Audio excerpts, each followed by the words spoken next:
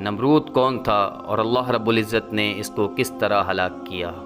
نمرود اور حضرت ابراہیم خلیل اللہ کے ساتھ اس کا مکالمہ کس طرح ہوا؟ السلام علیکم معزز ناظرین، ہم آپ کو آج قرآن الحدیث کی روشنی میں بتائیں گے کہ نمرود کی موت کس طرح ہوئی۔ نمرود کے سوالوں کا جواب حضرت ابراہیم خلیل اللہ نے کس طرح دیا کہ یہ کافر لاجواب ہو گیا۔ ویڈیو کو شروع کرنے سے پہلے اگر آپ چینل پہ نئے ہیں تو چینل کو سبسکرائب کریں اور بیل آئیکن کو دبا دیں۔ آپ کا ایک لائک ہماری حوصلہ افزائی کرتا ہے۔ تو چلتے ہیں اپنی ویڈیو کی طرف۔ نمرود، جس کو اللہ تعالیٰ نے بے شمار نعمتیں عطا کیں، لیکن اس نے بجائے نعمتوں کی شکر گزاری کے اپنے رب ہونے کا دعویٰ کیا۔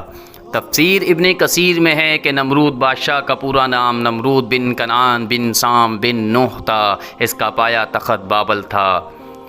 چونکہ ایک مدت مدید اور عرصہ بعید سے یہ بادشاہ چلا آتا تھا، اس لیے دماغ میں رعونیت انانیت آ گئی تھی۔ سرکشی اور تکبر، نخوت اور غرور طبیعت میں سما گیا تھا۔ بعض لوگ کہتے ہیں کہ 400 سال تک حکومت کرتا رہا۔ مفسرین کا بیان ہے کہ نمرود بن کنعان بڑا جابر بادشاہ تھا۔ سب سے پہلے اسی نے تاج شاہی اپنے سر پر رکھا۔ اس سے پہلے کسی بادشاہ نے تاج نہیں پہنا تھا۔ یہ لوگوں سے زبردستی اپنی پرستش کراتا اور کاہن اور نجومی اس کے دربار میں بکثرت اس کے مقرب تھے۔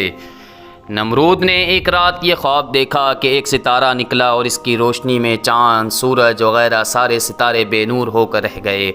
کاہنوں اور نجومیوں نے اس خواب کی یہ تعبیر دی کہ ایک فرزند ایسا ہوگا جو تیری بادشاہی کے زوال کا باعث ہوگا۔ یہ سن کر نمرود بے حد پریشان ہو گیا اور اس نے یہ حکم جاری کیا کہ میرے شہر میں جو بچہ پیدا ہو وہ قتل کرا دیا جائے اور مرد عورتوں سے جدا رہیں۔ چنانچہ ہزاروں بچے قتل کر دیے گئے، مگر تقدیر الہی تو کچھ اور ہی تھا۔ اسی دوران حضرت ابراہیم علیہ السلام پیدا ہو گئے اور بادشاہ کے خوف سے ان کی والدہ نے شہر سے دور پہاڑ کے ایک غار میں ان کو چھپا دیا۔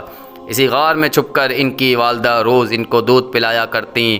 بعض مفسرین کا قول ہے کہ 7 برس کی عمر تک، اور بعض نے تحریر فرمایا کہ 17 برس کی عمر تک اسی غار میں پرورش پاتے رہے۔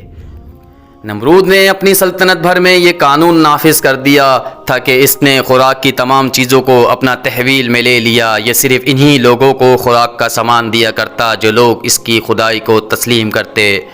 چنانچہ ایک مرتبہ حضرت ابراہیم علیہ السلام اس کے دربار میں غلہ لینے تشریف لے گئے تو اس خبیث ملعون نے کہا، پہلے تم مجھ کو اپنا خدا تسلیم کرو، جبھی میں تم کو غلہ دوں گا۔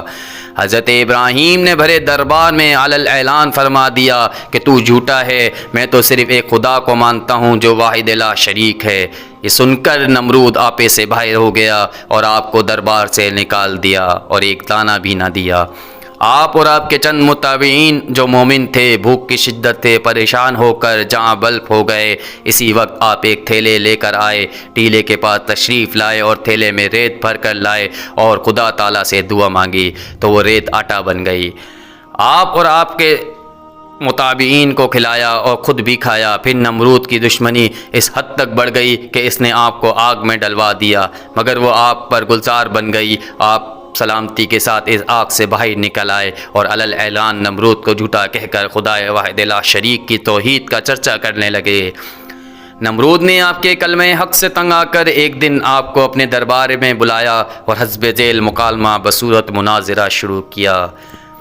نمرود کہتا ہے کہ اے ابراہیم، بتاؤ تمہارا رب کون ہے جس کی تم عبادت کرتے ہو؟ حضرت ابراہیم فرماتے ہیں کہ اے نمرود، میرا رب وہی ہے جو لوگوں کو مارتا بھی ہے اور زندہ بھی کرتا ہے۔ تو یہ نمرود کہتا ہے یہ تو میں بھی کر سکتا ہوں۔ چنانچہ اس وقت اس نے 2 قیدیوں کو جیل خانے سے دربار میں بلوایا۔ ایک کو موت کی سزا ہو چکی تھی اور دوسرا رہا ہو چکا تھا۔ نمرود نے پھانسی پانے والے کو تو چھوڑ دیا اور بے قصور کو پھانسی دے دی اور بولا کہ دیکھ لو، جو مردہ تھا میں نے اس کو مار دیا، زندہ کر دیا، اور جو زندہ تھا میں نے اس کو مار دیا۔ حضرت ابراہیم علیہ السلام سمجھ گئے کہ نمرود بالکل ہی احمق اور نہایت ہی گھامڑ آدمی ہے جو مارنے اور زندہ کرنے کا یہ مطلب سمجھ بیٹھا۔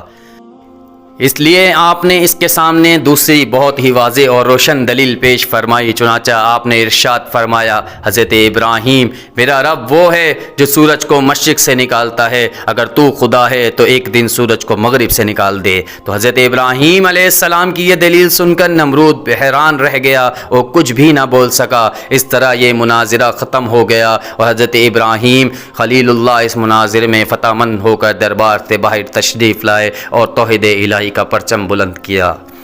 قرآن المجید نے اس مناظرے کی ان لفظوں میں بیان فرمائی کہ اے محبوب، کیا تم نے نہ دیکھا اسے جو ابراہیم سے جھگڑا اس کے رب کے بارے میں، اس پر کہ اللہ نے اسے بادشاہی دی، جبکہ ابراہیم نے کہا میرا رب وہ ہے جو مارتا بھی ہے اور زندہ بھی کرتا ہے۔ بولا میں مارتا بھی ہوں، میں زندہ بھی کرتا ہوں۔ ابراہیم نے فرمایا تو اللہ سورج کو لاتا ہے پورب سے، اس کو پشتم سے لا کے لیا۔ ہوش اڑ گئے کافر کے اور اللہ راہ نہیں دکھاتا ظالموں کو۔